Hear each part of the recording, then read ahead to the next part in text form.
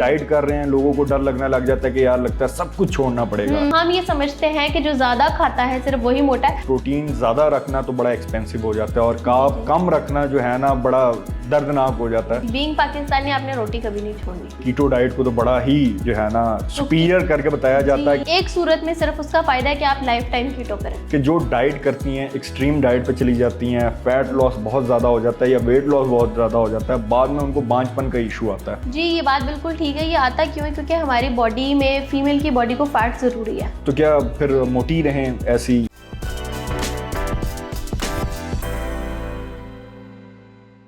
अस्सलाम वालेकुम नाजरीन, मैं हूं इफ्तिखार खान और आप देख रहे हैं शेयरिंग ऑफ प्रोफेशनल विजडम। नाजरीन, आजकल हेल्थ के हवाले से लोगों को बहुत ज़्यादा इश्यूज़ आ रहे हैं और हमने अक्सर सुना है कि हेल्थ का ताल्लुक आपकी डाइट से है और लोग जो हैं वो डाइट को अक्सर एज अ फैंसी डाइट जो आजकल हमारी बहुत ज़्यादा आ रही हैं उससे कंपेयर करते हैं। बहुत एक्सपेंसिव चीज़ चली जाती है, कुछ लोग कर पाते हैं और कुछ लोग उसे छोड़ देते हैं आधे रास्ते ही। तो इसी के साथ हमने आज ऐसी जो है पर्सनैलिटी को इन्वाइट किया जो कि हमें बताएंगे कि हम अब किस तरह अपनी घर की खुराक को बेहतरीन बना सकते हैं और किस तरह ये फैंसी डाइट से जान छुड़वा सकते हैं, क्या मिथ हैं, क्या रियलिटी है। तो बगैर किसी टाइम को ज़ाया किए मिलते हैं अरीशा मिसाल साहिबा से जो कि एक न्यूट्रिशनिस्ट हैं। अस्सलाम वालेकुम अरीशा मिसाल साहिबा, कैसी हैं आप? वालेकुम अस्सलाम, अल्हम्दुलिल्लाह। Welcome to Qasim Ali Shah foundation. सबसे पहले तो मैं ये पूछना चाहूँगा, इतनी छोटी सी उम्र में इतने अवार्ड, अगर अवार्ड के हवाले से मैं बात करूँ कि नीसा अवार्ड आपको, यूथ लीडर अवार्ड आपको, सर्टिफाइड ऑफ एक्सीलेंस आपको मिला है और न्यूट्रिशनिस्ट जो एक्सपर्ट अवार्ड आपको मिला, ये इसके पीछे क्या राज है? अच्छा, इसके पीछे इतना कोई ख़ास राज तो नहीं है। बात यह है कि मैंने अपनी जो स्टडी स्टार्ट की, स्टडी के साथ साथ ही बहुत सारे काम किए क्योंकि हमारे पास बाद में इतना टाइम नहीं होता कि हम प्रोफेशनल लाइफ में आके दोबारा से वो सब चीज़ें स्टार्ट कर दें। तो ये है कि आपको, मेरा ख्याल है, एकेडमिक्स के साथ साथ एक्स्ट्रा करिकुलर एक्टिविटीज़ और सोशल लाइफ को भी थोड़ा बहुत देखना चाहिए, उन चीज़ों में भी पार्टिसिपेट करना चाहिए। वहाँ पर आपकी स्किल डेवलपमेंट होगी तो ही आप आगे कुछ कर पाएंगे। अच्छा, आपने अपनी लाइफ में कुछ चीज़ें देखी होंगी जो आपको मोटिवेट करती होंगी और कुछ लोग जो रह गए पीछे, तो आपको क्या कमियां लगी उनमें और अपने में खूबी क्या लगी जो आपको मोटिवेट करती थी? अच्छा, ये है कि डिटर्मिन्ड रहना। मुझे अपनी ये खूबी लगती है कि मैं अगर किसी चीज़ को ठान लूँ कि मैंने ये करना है तो फिर मैं उस पर मोटिवेट रहती हूँ, डिटर्मिन्ड रहती हूँ। अच्छा, यहाँ पे मैं एक मेंशन करूँगी अपने एक टीचर को जिन्होंने 9th और 10th क्लास में मुझे पढ़ाया था। सिर्फ 2 to 3 मंथ्स उन्होंने पढ़ाया, लेकिन वो मेरी डिटर्मिनेशन की सबसे बड़ी रीज़न था। अच्छा। जहाँ से उन्होंने मुझे इतना डिटर्मिनेट किया, लेकिन वो 1-2 मंथ की डिटर्मिनेशन सारी लाइफ टाइम मेरे साथ है। अच्छा, उन्होंने बहुत अच्छी डिटर्मिनेशन दी। उन्होंने एटलीस्ट मुझे ये बताया कि हाँ तुम कुछ हो। हमें भी थोड़ा सा अगर उसके हवाले से कोई इन डिटेल हमें पता लग जाए, हमारी ऑडियंस को भी फिर जो है ना डिटर्मिनेशन और मोटिवेशन मिल जाएगी। तो उन्होंने, मैं आपको ये बता रही हूँ कि उन्होंने हमें ये बताया कि आप कुछ हो। मुझे नहीं लगता था। मैं टॉपर थी, मैं अच्छा पढ़ती थी, मैं अच्छी रीडिंग करती थी, मेरी राइटिंग अच्छी थी, पेंटिंग स्केचिंग अच्छी थी, सारा कुछ था, बट स्टिल आई थॉट कि मैं कुछ नहीं हूँ। जो दूसरे लोग हैं, ठीक है, वो टॉपर है, वो अच्छा है, ऐसे ऐसे माइंड में चीज़ें आती थी, ठीक है। लेकिन उन्होंने सिर्फ मुझे डेली माइंड में ये इन्फ्यूज़ किया कि नहीं तुम कुछ हो, आप ऊपर हो। वो मुझे कहती थी नहीं आपने डॉक्टर बनना है। अच्छा। मैंने कहा अच्छा बनूंगी इंशाल्लाह। कहते हैं बनूंगी नहीं कहना, मैं तो कहता हूँ आप हो। मतलब उन्होंने मुझे ऑप्शन ही नहीं दिया। उन्होंने कहा नहीं आपने बनना ही है, चाहे कुछ भी है। और मैंने सिर्फ 1 मंथ के अंदर जो इतनी डिटर्मिनेशन का था, मेरा 20% रिजल्ट इंक्रीज हुआ था, 70% से 90% चला गया। अच्छा। इसलिए कि मैं चैलेंजेस बहुत एक्सेप्ट करती हूँ, एकेडमिक्स में भी बहुत चैलेंजेस एक्सेप्ट करती हूँ, लेकिन पॉजिटिव वे में।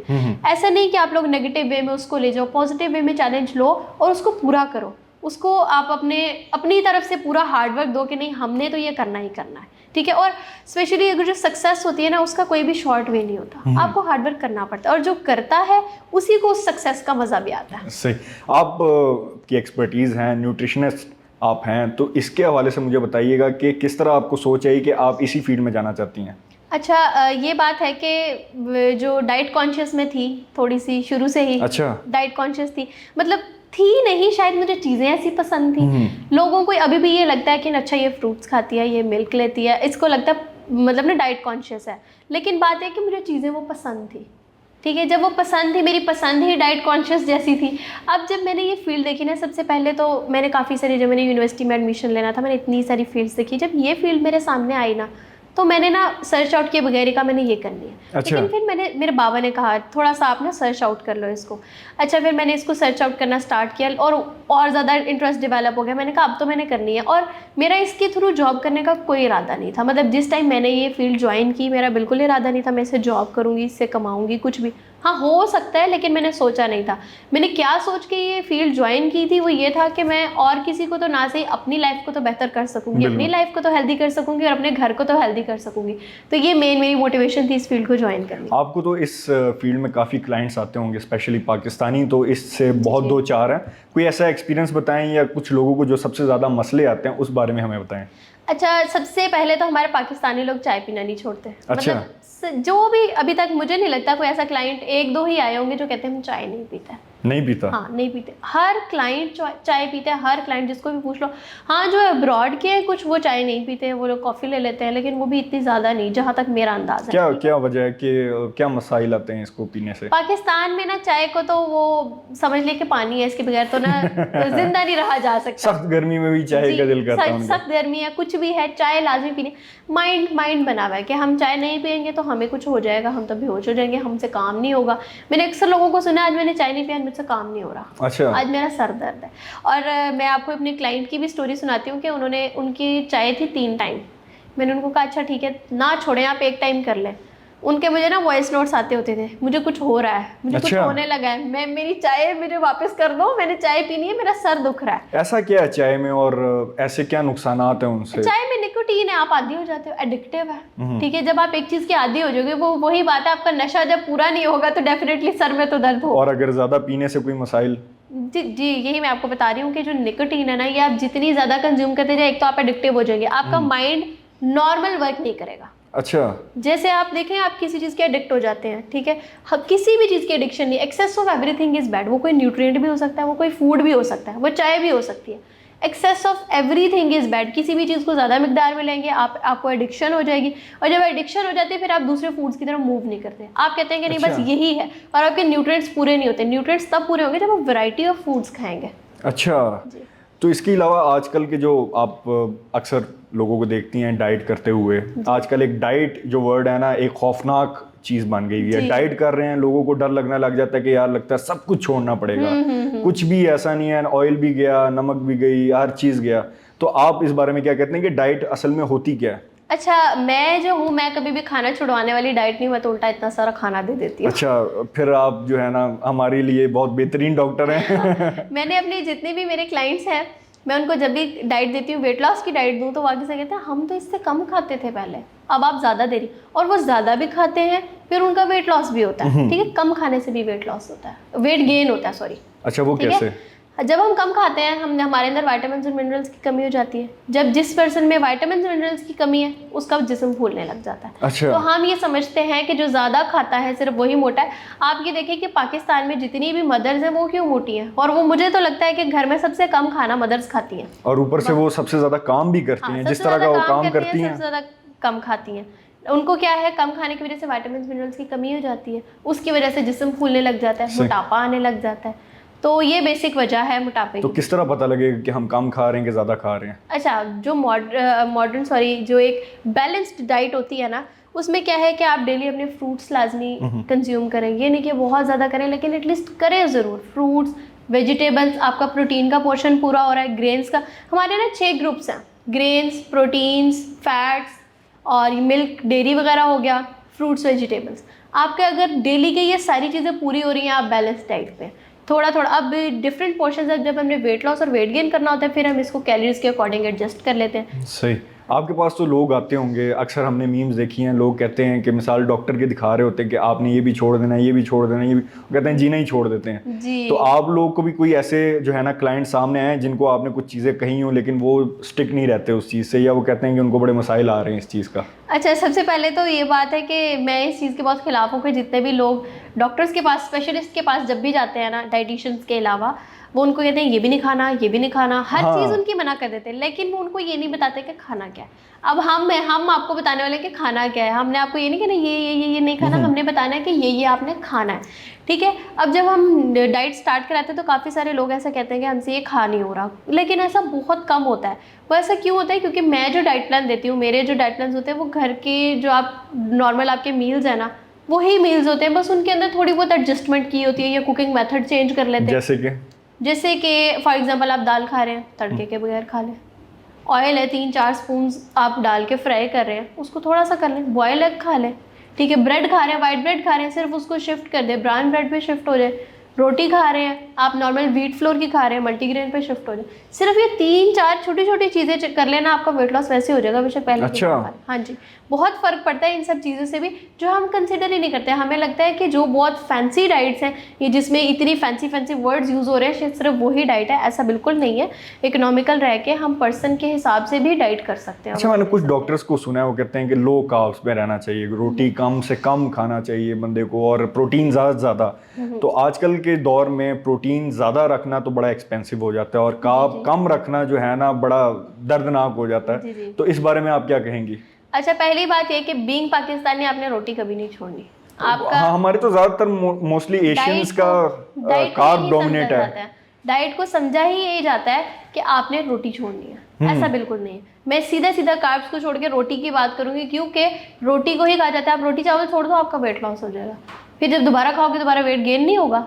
क्वेश्चन ये है कि जब दोबारा खाएंगे, और हम एशियन जैसे हम तो रोटी चावल छोड़ ही नहीं सकते। कितना टाइम छोड़ेंगे? 1 साल छोड़ लेंगे, 2 साल छोड़ लेंगे, इससे ज़्यादा तो कोई भी नहीं छोड़ सकता। क्या इससे वाकई में बहुत ज़्यादा नुकसान होता है बॉडी को? अच्छा, ये नुकसान ये है कि हमारा जो ब्रेन है कार्ब्स पे चलता है, बिल्कुल मेनली कार्ब्स पे चलता है। अब जब हम उसको कार्ब्स नहीं दे रहे, उसको डेफिनेटली प्रोटीन या फैट पे शिफ्ट होना पड़ेगा। ऐसे ही है, कुदरत के अपोजिट चला गया। बिल्कुल। तो जब हम कुदरत के खिलाफ जाते हैं तो हमारी सारी बॉडी में चेंजेस आ रहे हैं। इसका मतलब है कि हम अपनी पूरी बॉडी को शिफ्ट कर रहे हैं। एक कार्ब्स पे एक चीज, एक ब्रेन है हमारा, कार्ब्स ले रहा था, नॉर्मल काम कर रहा था, एकदम से एक तो हमने कार्ब्स खत्म कर दिए, ब्रेन काम नहीं करेगा, ठीक है। उसके बाद एक प्रोटीन्स और फैट्स पे वो काम तो करने लग जाएगा। उसके बाद में आप कार्ब्स ले भी लें, लेकिन आपको न्यूरोलॉजिकल डिसऑर्डर्स होने लग जाते हैं। अच्छा। वो इसीलिए कि आपके ब्रेन की वर्किंग को आप डिस्टर्ब कर रहे हैं। फिर तो मैम ये कीटो डाइट को तो बड़ा ही जो है ना सुपीरियर करके बताया जाता है कि ये शुगर वाले जो हमारे भाई बंधु हैं या मरीज़ हैं उनके लिए तो बड़ा बेनिफिट है और बड़ा बेनिफिशियल भी है। लोग करते हैं और फिर कहते हैं बड़े फ़ायदे हो रहे हैं। अच्छा, कीटो डाइट का फ़ायदा है एक सूरत में, सिर्फ उसका फ़ायदा है कि आप लाइफ टाइम कीटो करें, फिर आप दोबारा शिफ्ट ना हो, फिर उस टाइम उसका पॉसिबिलिटी है। कुछ लोग कर सकते हैं, लेकिन ये बहुत एशियंस के लिए बहुत मुश्किल है। जैसे मैंने आपको बताया कि हम रोटी नहीं छोड़ सकते। अच्छा, कीटो डाइट असल में है क्या, मैं आपको बताती हूँ। कीटो डाइट में क्या होता है कि आप रोटी खाना छोड़ देते हैं। एक कीटो डाइट है, एक एटकिंस डाइट है। अच्छा। दोनों का स्टार्ट तकरीबन सेम ही होता है कि हम डाइट जो है उसमें कार्ब्स खत्म कर देते हैं और सिर्फ प्रोटीन और फैट पे शिफ्ट हो जाते हैं। यानी कि सारी हमने अपनी ब्रेन को भी एनर्जी देनी है, बॉडी को भी देनी है। अब कार्ब्स जो हमें इंस्टेंट एनर्जी देते हैं, बिल्कुल। हमारी बॉडी से भी एनर्जी गई, ब्रेन की वर्किंग भी स्टॉप हो गई। लेकिन क्या हुआ कि जब कार्ब्स नहीं है तो हमारा ब्लड शुगर लेवल जो है वो स्पाइक नहीं करेगा, तो जिसकी वजह से डायबिटीज वालों को फायदा हो गया। बिल्कुल। वो प्रोटीन और फैट जितना मर्जी ले जाए, उनका ब्लड शुगर लेवल स्पाइक नहीं करेगा। अब वो लाइफ टाइम उस पर रहे तो ठीक है, लेकिन जब से दोबारा कार्ब्स खाएंगे तो फिर से उनका शुगर लेवल बल्कि और डबल स्पाइक होगा। अच्छा। क्योंकि अब वो एकदम से आपने कार्ब्स खा लिए, ब्रेन को तो आदत ही नहीं है, वो तो उसको यूज ही नहीं करेगा। आप कार्ब्स ने आपने छोड़े, ब्रेन ने प्रोटीन और फैट यूज करना शुरू कर दिया। अब जब दोबारा आपने कार्ब्स खाए, ब्रेन तो प्रोटीन और फैट यूज करेगा, तो उसको तो दोबारा उसको तो आहिस्ता आहिस्ता कार्ब्स यूज करने में होगा ना। तो जैसे आप कार्ब्स खाओगे आपका डबल स्पाइक कर जाएगा ब्लड शुगर। तो अगर आपने बिल्कुल कीटो पे रहना है तो फिर तो लाइफ टाइम रहे, फिर ही फायदा डायबिटीज वाले पर्सन्स को। लेकिन कीटो डाइट मैं तो बिल्कुल हरगिज कभी भी रिकमेंड नहीं करूंगी, क्योंकि ये आपके ब्रेन के साथ डायरेक्टली खेलने वाली बात है। अच्छा ऋषा, बड़े तरह की डाइट्स आजकल आ गई हैं, कीटो हो गई, इस तरह के एटकिंस आपने कहा, लो कार्ब हाई कार्ब वाली डाइट्स आ गई हैं। आप किसको प्रेफर करती हैं कि ये बेहतरीन है? अच्छा, अगर तो आपने वेट लॉस करना है तो मैं लो कार्ब्स डाइट करूंगी। कार्ब्स रिस्ट्रिक्ट नहीं करने, आई विल अगेन से रिस्ट्रिक्ट नहीं करने, लो करने। रिस्ट्रिक्ट नहीं बिल्कुल करने, ही गायब नहीं करने, गायब नहीं करने, लो कर दें। आप उसको लो कर दें, प्रोटीन थोड़ी सी हाई कर दें, फैट मॉडरेट कर दें, आपकी जो है वेट लॉस हो जाएगा। ख़त्म नहीं करना अपनी डाइट से बिल्कुल भी कार्ब्स। क्या सस्टेनेबल है? Yes, it's sustainable.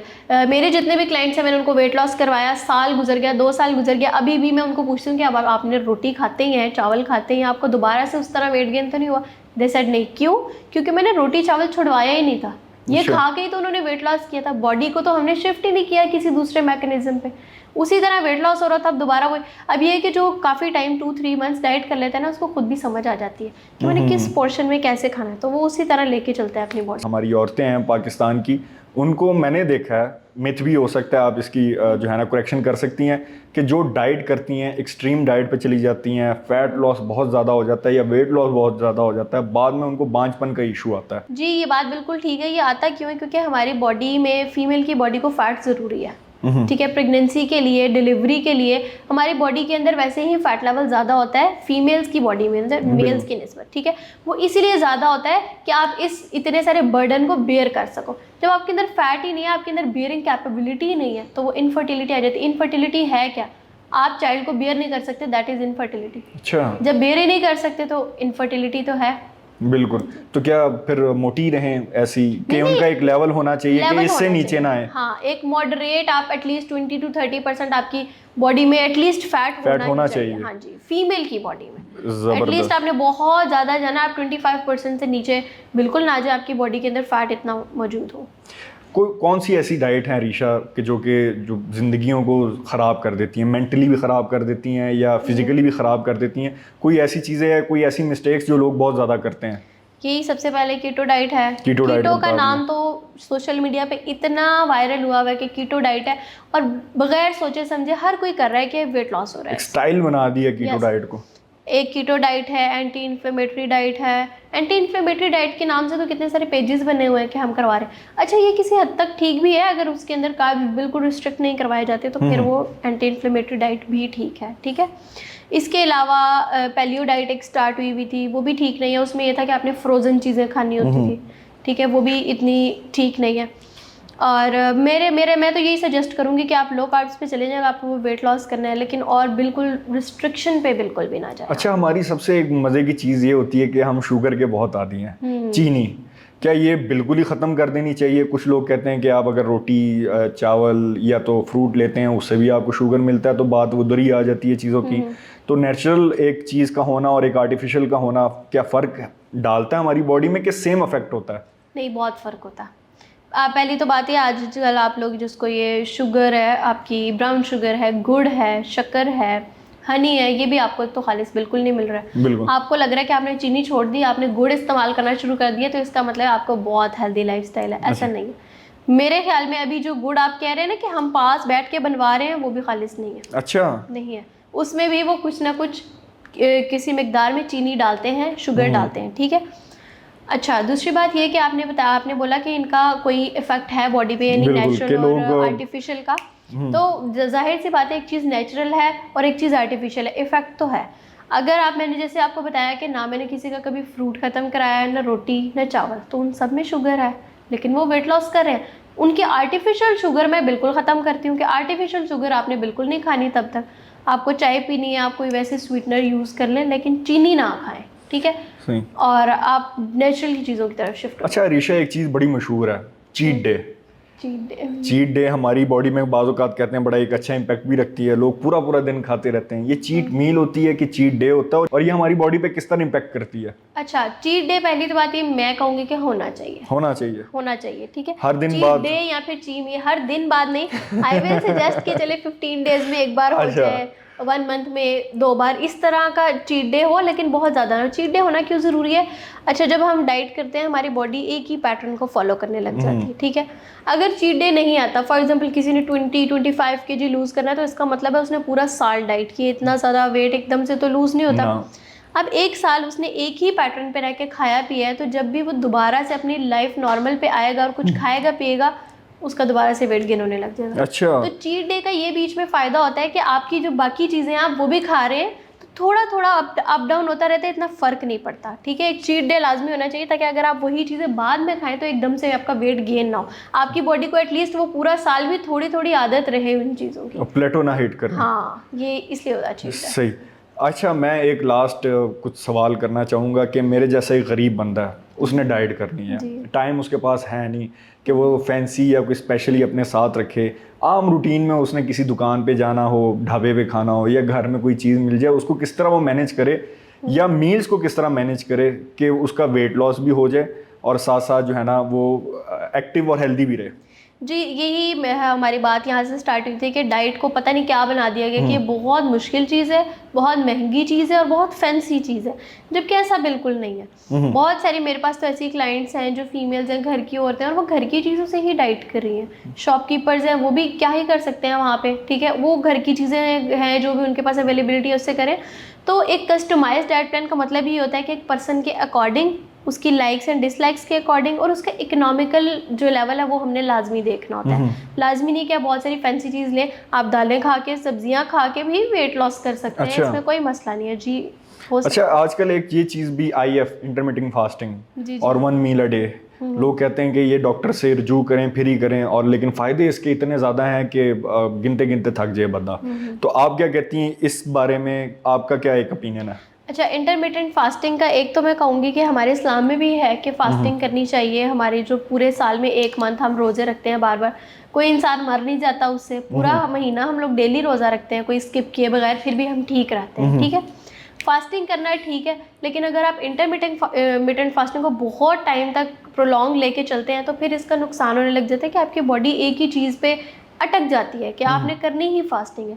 तो मेरा ख्याल है आपको अगर इंटरमिटेंट फास्टिंग करनी भी है तो आप थोड़े थोड़े गैप से करें। अच्छा। ठीक है, और 1 मील अ डे भी ये है कि कुछ लोग ऐसे होते हैं वो कहते हैं कि हमारे पास इतना टाइम नहीं होता कि हम सारा दिन खाते रहें। फॉर एग्जाम्पल, या तो थोड़ा थोड़ा करके खाएं। ऑफिस पर्सन है, उनके पास नहीं टाइम कि वो 2 चीज़ें इस टाइम खा ले, 2 चीज़ें इस टाइम खा ले। ठीक है, 1 मील अ डे ये भी किसी किसी को फ़ायदा होता है इसका। ठीक है, अगर आपने वेट लॉस या वेट गेन भी करना है तो ये पर्सन टू पर्सन और उसकी बॉडी के अकॉर्डिंग वेरी करता है कि उसकी बॉडी किस टाइप की है, तो ये सूट कर भी जाता है और कुछ लोगों को नहीं भी करता। सही। वैसे हमारे सामने आप बैठी हुई हैं, माशाल्लाह, नॉलेज भी आपके पास भरपूर है और इसी के साथ साथ आपके अचीवमेंट्स भी बहुत ज़्यादा हैं। तो मैं एक मिथ के हवाले से, मिथ है कि रियलिटी है, आप मुझे बताएंगी। ब्रेकफास्ट, लोग इसके बारे में बड़ा टेंशन लेते हैं कि यार ब्रेकफास्ट नहीं करते तुम अपनी सेहत के साथ खेल रहे हो, अपने जो है ना लाइफ के साथ खेल रहे हो, ब्रेकफास्ट बहुत ज़रूरी है। ये ब्रेकफास्ट है कि ब्रेक द फास्ट है? ये कब होनी चाहिए कि आपको भूख लगे तभी हो, या नहीं आपने सुबह उठ के खाना ही खाना है क्योंकि आपकी बॉडी नुकसान उठाएगी वरना? आपको भूख कब लगेगी? जब आपने बॉडी को आदत डाली हुई है। अच्छा। आप एक दिन 11 बजे नाश्ता करें, दूसरे दिन करें, तीसरे दिन, चौथे दिन आपको 11 बजे ही भूख लगेगी, जितनी मर्जी कोशिश कर लें 6 बजे नहीं लगेगी। अच्छा। ठीक है, ऐसी बात नहीं है कि जब आपको भूख लगेगी तब आपने खाना खाना है। आपने जब खाना खाना है आपने उस टाइम पे अपने आप को भूख लगवानी है। ठीक है, वो कैसे? ऐसे मैं आपको बताती हूँ कि कुछ लोग ऐसे होते हैं वो पूरी पूरी रात जागते हैं। ठीक है, ये स्लीपिंग पैटर्न पे भी बहुत डिपेंड करता है आपका मोटापा।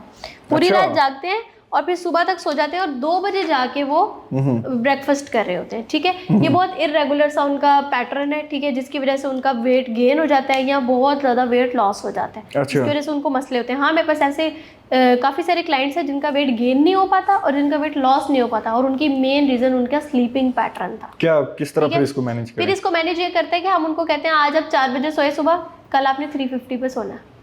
10 मिनट से उस पर्सन को कोई फ़र्क नहीं पड़ता, लेकिन वही 10 मिनट्स डेली कितना पीछे जाते हैं। वो 12 बजे सोने लग जाएगा, फिर वो 11 बजे सोने लग जाएगा, और जब वो टाइम से सोएगा और उसकी रात की नींद पूरी होगी, डाइजेशन प्रॉपर होगी, ऑटोमेटिकली उसको सुबह सुबह भूख लगेगी। अच्छा। एक पैटर्न ये जिसपे हम कहते हैं कि आपने सुबह जितने बजे ब्रेकफास्ट करना है उतने बजे रात को डिनर करना है।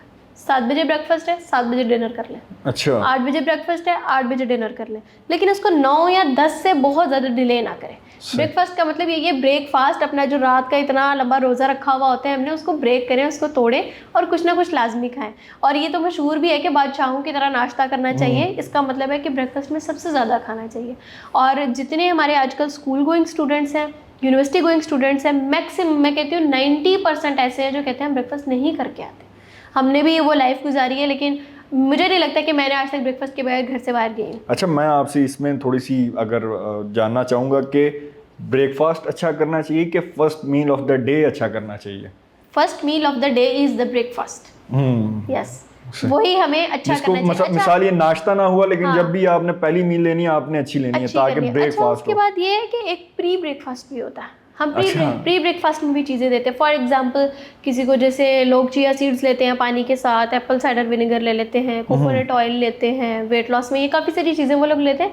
तो ये लोग प्री ब्रेकफास्ट में लेते हैं कि वो खाने से पहले ले लें, ताकि फॉर एग्जांपल अब किसी को भूख नहीं लग रही है तो एक इतना अच्छा ये तरीका है। जो बच्चे हैं हमें कहते हैं कि भूख नहीं लगती, उनको प्री ब्रेकफास्ट में एप्पल दे दें। खाली पेट सुबह एप्पल दे दें, उनको ऑटोमेटिकली ब्रेकफास्ट में भूख लगेगी और वो जैसे कहते हैं ना रज के ब्रेकफास्ट करें, वो एप्पल खाएं। अच्छा रिशा, एक और चीज़ भी बड़ा हमारी माशरे में मशहूर है कि मैंने कोई 6 रोटियां खा ली हैं और साथ ही मैंने ग्रीन टी पी के ये समझ लिया कि अब सारा कुछ हजम हो गया। ये इसमें कितनी सच्चाई है? ऐसा कुछ नहीं होता, आपकी 6 रोटियां और 1 ग्रीन टी का कप कुछ भी नहीं करेगा।